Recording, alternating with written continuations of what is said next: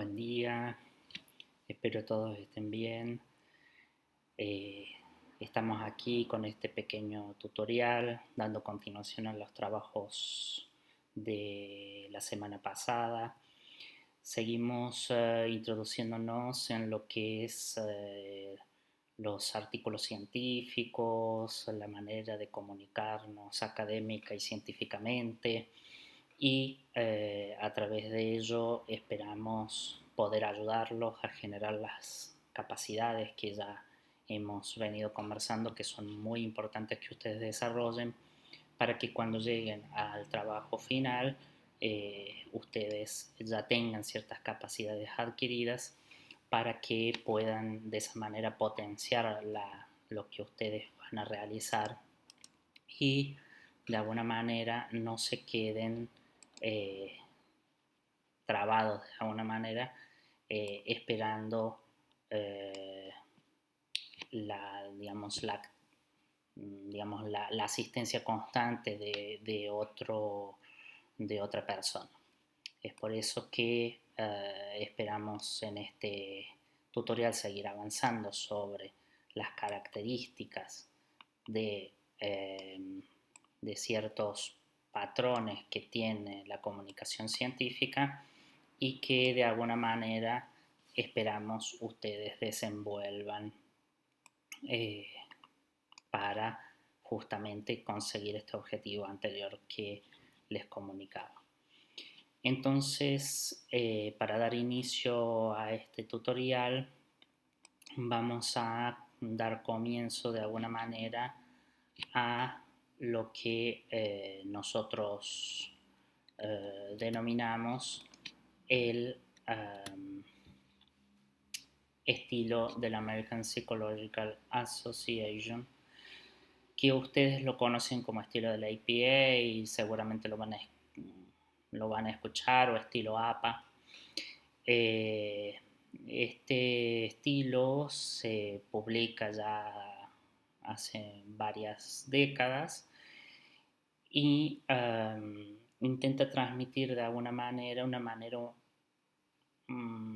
estándar de realizar los escritos académicos y científicos.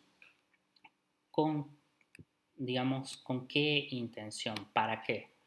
Bueno, es para tener justamente una uniformidad en la transmisión del conocimiento que evite, digamos, de alguna manera, ambigüedades en esta transmisión. Es decir, no si cada uno escribiese de la manera que quisiera, lo que podría acontecer es que lo que estamos intentando transmitir, que es un conocimiento científico sobre una técnica psicológica, sobre una manera de evaluación, sobre la manera de afrontar ciertos aspectos en diferentes ámbitos institucionales, eh, llegarían de alguna manera a tener confusión de acuerdo a la manera de transmitir de cada persona. Por eso que en esta uniformidad lo que se busca es que todos comprendan aproximadamente lo mismo y intenta evitarse estas problemáticas. Entonces, ¿cómo lo intenta realizar, digamos, de alguna manera este, este estilo?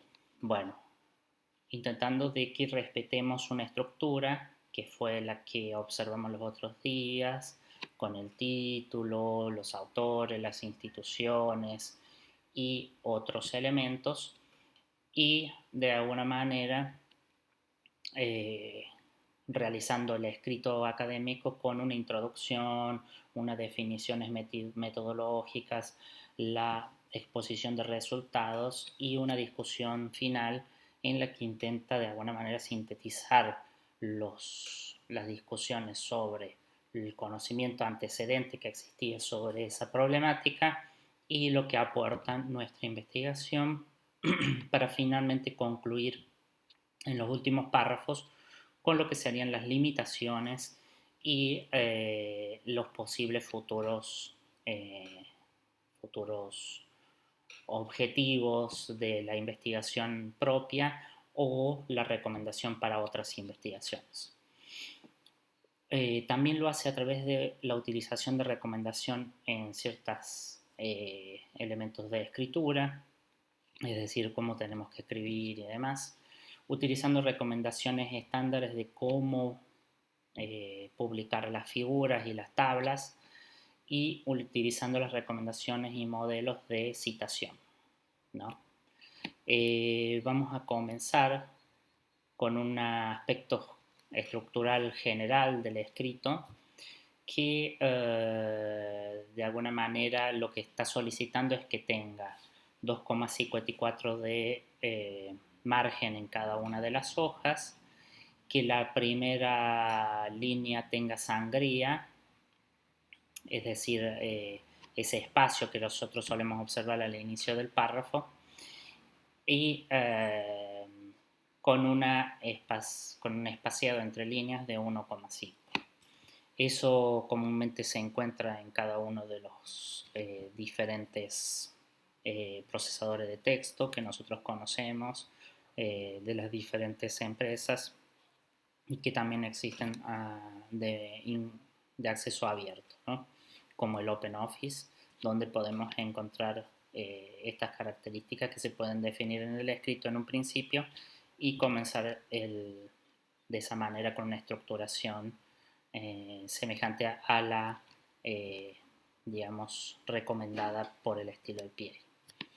En cuanto a la escritura, en este tutorial no nos vamos a extender, quizás más adelante vamos a profundizarnos, pero para que ustedes vayan teniendo y pensando en algunas cosas, lo que ustedes pueden ver es que muchas veces nosotros solemos utilizar los verbos de manera diferente. La recomendación es utilizar los verbos en la voz activa. ¿Qué quiere decir esto? Por ejemplo, en el ejemplo que podemos observar aquí, si el experimentador dio las instrucciones, estaríamos hablando de una voz activa del verbo, ¿no? Sin embargo, si utilizamos las instrucciones fueron dadas por el experimentador, justamente ahí vemos cómo el sujeto aparece como pasivo, ¿no? Es por eso que recomendamos de alguna manera este tipo de voz activa en el uso de verbos. Uso objetivo de la voz directa y en la recomendación de que eso se haga en pasado, es decir, cuando nosotros muchas veces estamos ubicándonos en la acción que estamos redactando, si nosotros estamos hablando justo del experimento que hemos realizado, la investigación, la intervención, la terapia, ahí se usa la voz activa, es decir, el terapeuta dio las instrucciones. En cambio, cuando estamos haciendo la redacción, sobre todo en la introducción y demás, que estamos hablando de investigaciones que se realizaron en el pasado, lo que queremos decir es que utilicen la voz directa y sobre todo en pasado. Es decir, por ejemplo, García 2011 llegó a la conclusión que y no García concluye que, porque digamos de alguna manera le estamos dando un presente que no existe en las conclusiones que arribó García en un artículo, supongamos que publicó en 2011. Entonces, por eso la voz directa y en pasado es importante para este tipo de circunstancias en las cuales están escribiendo. Por supuesto, también, digamos, es importante que la redacción sea en párrafos realizados de alguna manera, de manera homogénea, es decir, no tener párrafos infinitos de 20 líneas y párrafos cortos de 5, constantemente modificándose esa variación, sino que se recomienda justamente tener en el párrafo, cada párrafo es de alguna manera la intención de transmitir una idea. Entonces ustedes tienen que pensar cómo se puede transmitir esa idea y el párrafo siguiente puede estar relacionado con el anterior, por eso van a tener cierto orden, pero en general se solicita y lo mejor sería que ese párrafo fuera de alguna manera lo más independiente posible uno de otro. no olvidar la concordancia de singulares y plurales, que es un error muy común, evitar repeticiones. La concordancia de singulares y plurales estamos refiriendo justamente a cuando decimos los hombres y las mujeres, no pongan la mujeres, etcétera, etcétera. Digamos, ese tipo de error suele ser bastante común o en la utilización de concordancia de verbos, es decir, eh, realizaron acciones aquellos y no aquel, realizaron acciones aquel. Es como que no hay concordancia entre singular y plural. Bien, evitar repeticiones, es decir, no utilizar constantemente en un párrafo, por ejemplo, 10 veces la misma palabra, ¿está bien? Tratar de alguna manera generar la redacción de tal manera que se realice dicha descripción con la mención de una o dos veces como máximo de un sujeto, una variable o demás elementos que uno pueda llegar a describir en una investigación.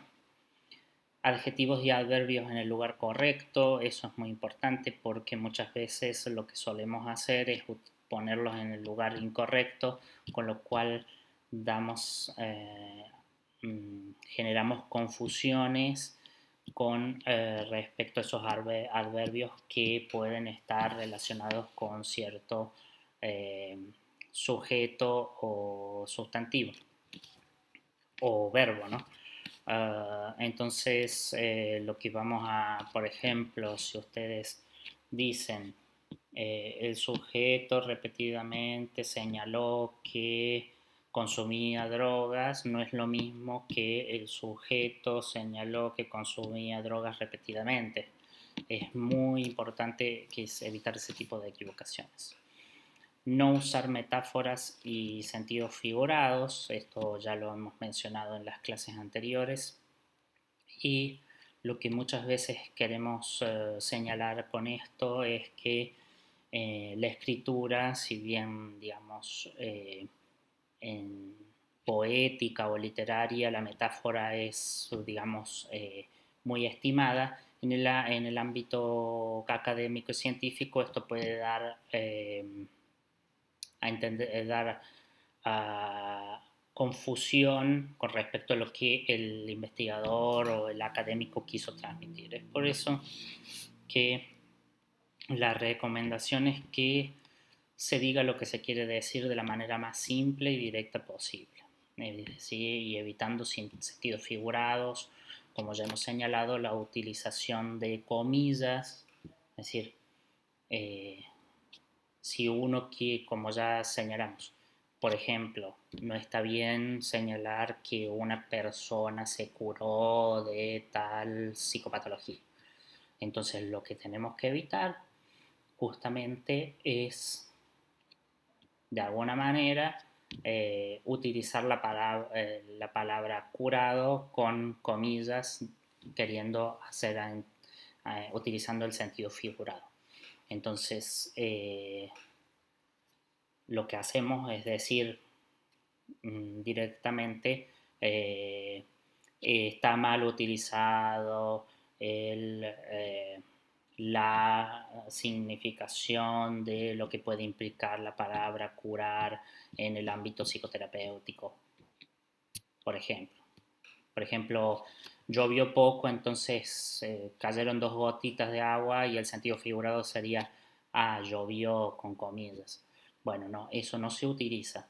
Digamos, llovió, uno dice directamente, llovió poco, cayeron tres gotas, lo que fuera, pero lo decimos directamente, no utilizamos el sentido figurado ni la metáfora, que sería, no sé, llovió tanto como llueve en el Sahara, qué sé yo, una metáfora de comparativa, qué sé yo. Bien, Entonces, en esa escritura de los artículos, particularmente en la introducción, ya hemos señalado que se utiliza una serie de fuentes que fueron esas fuentes que ustedes ya de alguna manera rastrearon en la búsqueda bibliográfica, en el trabajo práctico, en la práctica del trabajo práctico número 1, que sería la primera práctica que hemos realizado. Y nosotros pedimos que buscaran artículos, pero lo que queríamos mostrar aquí era justamente que hay diferentes tipos: libros, artículos, tesis, páginas web, digamos, muchos incluso de los artículos y referencias de fuentes hoy están disponibles digitalmente y comúnmente uno las lee, incluso libros, a través de diferentes elementos tecnológicos como tablets o notebooks o computadores en general. Entonces, lo que, digamos, de alguna manera estamos intentando decir es que son estas fuentes a las que nosotros recurrimos cuando vamos a hacer la escritura, sobre todo de la introducción. Y es en esta introducción donde uno realiza lo que llamamos las citas, ¿no? Las citas nos permiten de alguna manera introducir en nuestro escrito académico la referencia a un investigador, a un tercero, a un grupo de investigadores que están investigando de alguna manera elementos similares a los nuestros, ¿no? Fenómenos similares a los nuestros. El primer tipo de cita más utilizado sería el tipo de cita textual. ¿Qué queremos decir con textual? Es decir, lo que nosotros leímos textualmente, literalmente en el artículo, lo transcribimos en nuestro escrito. Entonces, ¿cómo realizamos esta cita textual?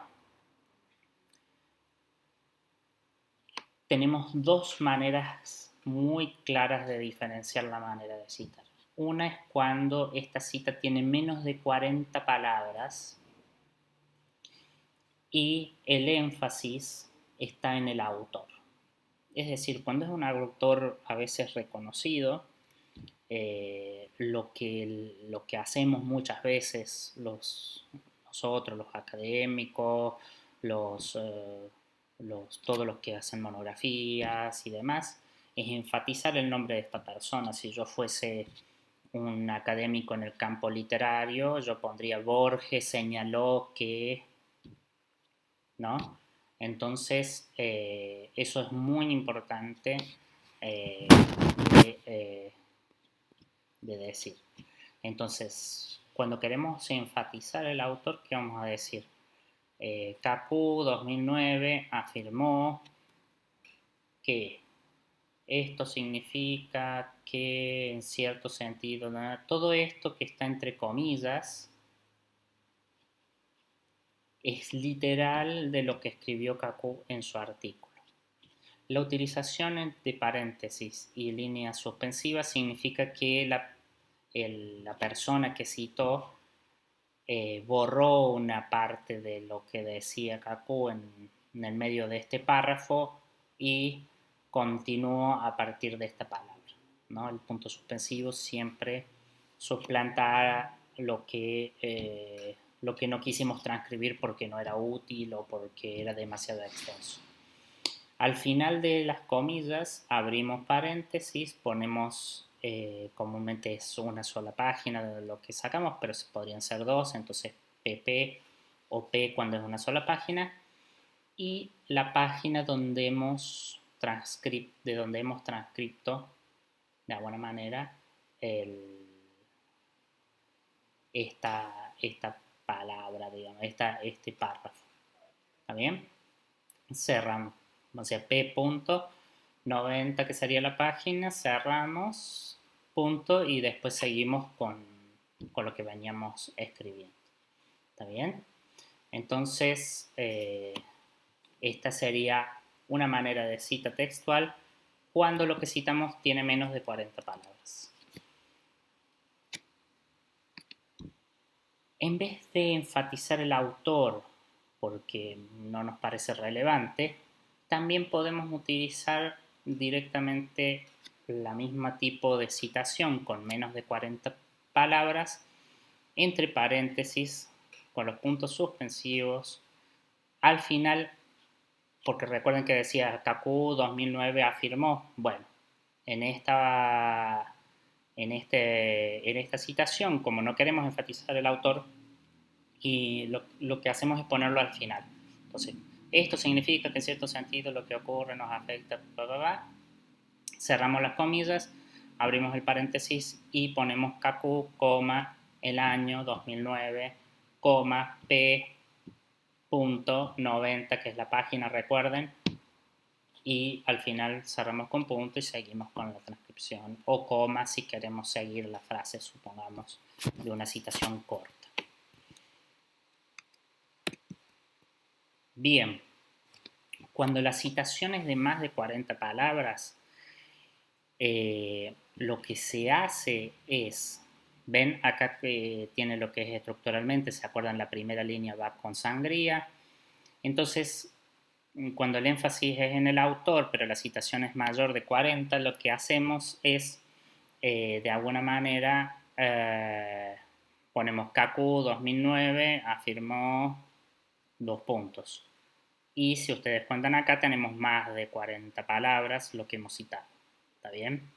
Entonces, si ponemos todo lo que transcribimos de esta persona, punto, abrimos, si termina el párrafo, por supuesto, abrimos paréntesis p.90, que son las páginas, igual que en la primera de las maneras de citación que hemos observado. Y después volvemos a lo que sería el párrafo común con el inicio con sangría y seguimos escribiendo el próximo párrafo, ¿no? Este tipo de citación, mi recomendación es que no la repitan constantemente, porque si no al final parece que ustedes hubieran transcrito las cosas que dicen otros investigadores y no, o hay un desarrollo, un análisis por parte de ustedes. Este tipo de citación se utiliza para dar énfasis, supongamos, qué sé yo, Piaget definió la inteligencia como, 2 puntos, y ahí pone la definición de inteligencia de Piaget, que es una personalidad reconocida por haber haber realizado ciertas investigaciones sobre ese campo. Bien, citas textuales de más de 40 palabras con énfasis en el texto, entonces igual que el anterior, venimos realizando un párrafo, pero esta vez fíjense que no decimos el autor tal afirmó que, sino que directamente hacemos el párrafo y transcribimos lo que dijo Kaku y igual que en la otra opción, Kaku 2009, página 90. ¿Está bien? Otro tipo de cita es el parafraseo, es decir, yo tomé la idea de un autor o de varios autores que hablan sobre un mismo tema o que definen de semejante, qué sé yo, Piaget cita de manera semejante Kilner o que otro autor importante de la inteligencia. Entonces decimos, la inteligencia es el desarrollo de las capacidades para solucionar problemas de la vida cotidiana, etcétera, etcétera. Y al final ponemos los nombres de estas personas, de los textos principales donde han hecho este tipo de afirmaciones sobre lo que sería la inteligencia. Entonces Piaget, Ilner, Wallon, 2000 y tanto, 1900 y tanto, como vamos a ver a continuación. Lo que no es, digamos, en este aspecto, no es una transcripción de lo que hemos leído, sino una interpretación nuestra de lo que hemos leído. Entonces, como se verá aquí en el ejemplo, se sigue utilizando esta afirmación de Kaku, pero como vemos aquí no encontramos las comillas. Entonces, como verán, la importancia de no utilizar comillas también en el sentido figurado, porque se utiliza solo para realizar citas literales. Entonces, ustedes dicen lo que Kaku afirmó y al final ponemos Kaku, 2009. Como no es una cita literal, no precisamos, de alguna manera, decir la página, ya que no hemos extraído literalmente esa citación, sino que simplemente referimos al artículo de Kaku, al libro o al capítulo del libro. Bien, cuando queremos hacer el énfasis en el autor, lo que hacemos en vez de poner al final, entre paréntesis, Kaku 2009, decimos Kaku 2009 refiere que las cosas que nos afectan pueden tener repercusiones. ¿Está bien? Hay un parafraseo de lo que dijo Kaku, pero no hay una citación literal de lo que dijo. Bien, con esto damos por finalizado este tutorial y Maxi va a desarrollar de alguna manera el tutorial que ustedes van a poder ver a continuación de este sobre cómo identificar referencias, cómo se reconoce si esa referencia es de una fuente o de otra y finalmente van a poder de alguna manera completar, digamos, esta segunda semana con la adquisición de alguna manera de la adquisición de la capacidad de cómo realizar una citación y cómo realizar una cita o referencia, que va a ser lo que a continuación va a explicar Maxi. Les deseo, digamos, muy buen día, tarde o lo que sea donde estén viendo este video y este video tutorial espero les haya sido de mucha utilidad. Saludos a todos.